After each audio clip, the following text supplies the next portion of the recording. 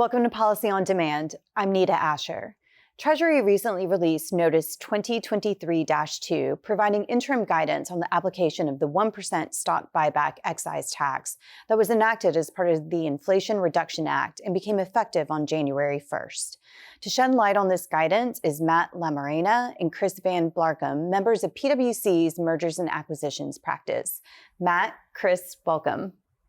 Thanks. Happy New Year.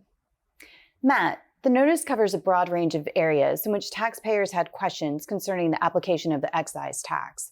What guidance does the notice provide, and what did Treasury leave to be covered in the regulations? The notice covered a lot of different topics and includes many examples, a lot of which are helpful.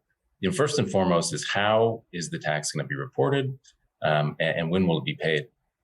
There were a lot of questions about whether it might be on a quarterly basis or annual. And the notice clarifies that it will be reported and paid once per year at the end of the first full quarter after the tax year. And so that's definitely helpful guidance and what a lot of taxpayers and practitioners have been waiting on. The second piece I'll note here is just the computation of the tax. There's a lot of questions about what is a repurchase, what is an issuance of stock, and really, when do those events take place? And third, what's the fair market value of the stock at those situations? That was, something that a lot of taxpayers, practitioners were thinking about. How do you compute this? What type of data is necessary?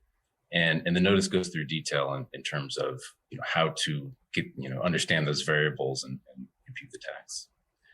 There's in terms of, future regulations, there's certainly some areas where we expect more detail, and areas too where Treasury and the IRS have requested comments, and I'm sure comments in other areas will be provided as well. Thank you, Matt. Now turning to Chris. Chris, what surprises are in the notice?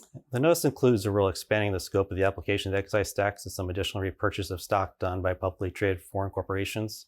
So taking a step back, the excise tax generally applies to repurchase of stock by publicly traded U.S. corporations or their affiliates.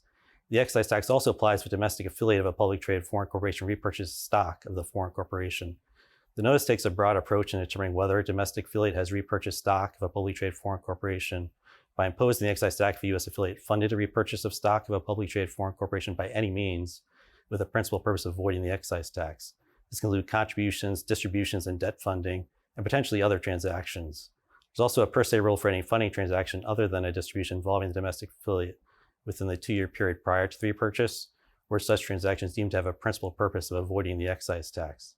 This rule could have significant implications to inbound clients, as transactions between the U.S. affiliate and a foreign entity performing the repurchase that could be considered as an ordinary course of business and are related to a stock repurchase nevertheless could result in the application of excise tax as a result of the repurchases by the foreign entity. Thanks, Chris. Matt, what questions have you been receiving from clients, and how have you been responding? We've been receiving a lot of questions about what is a repurchase that's going to be subject to the excise tax. Now, there's transaction stock repurchase programs, which are obviously within the excise tax, but really when you think about M&A transactions, that's where it was a little less clear, and I think it's become more clear under the notice.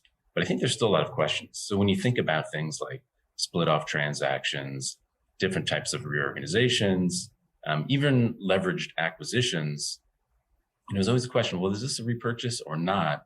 And in some cases, right, there's a framework now in the notice where in some cases, those transactions will be treated as repurchases. But then there may be a statutory exception that still, reduces down the amount of the excise tax. In other cases, like some liquidations, those won't be treated as repurchases. There's also thinking just about even, redemption transactions themselves or reorganizations that have some non-stock consideration where that could fall under an exception as well, if they would constitute dividends, right? And that raises questions about how to prove out that those transactions would be dividends, considering E&P, and other considerations like that. So, there were a lot of questions before. I think there'll be a lot of questions now just about those transactions and thinking about all of those non-obvious types of repurchases.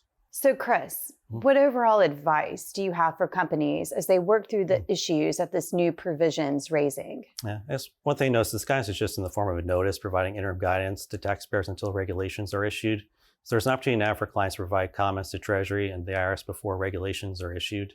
In addition, clients should examine their current and prospective transactions in light of the guidance.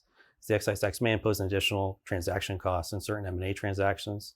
So they consider if their transaction structure may result in an excise tax liability and need to make sure their transaction models are taking into account the impact of the excise tax. Thanks, Chris, and thanks, Matt. And thank you, as always, for spending time with us. We look forward to seeing you next time.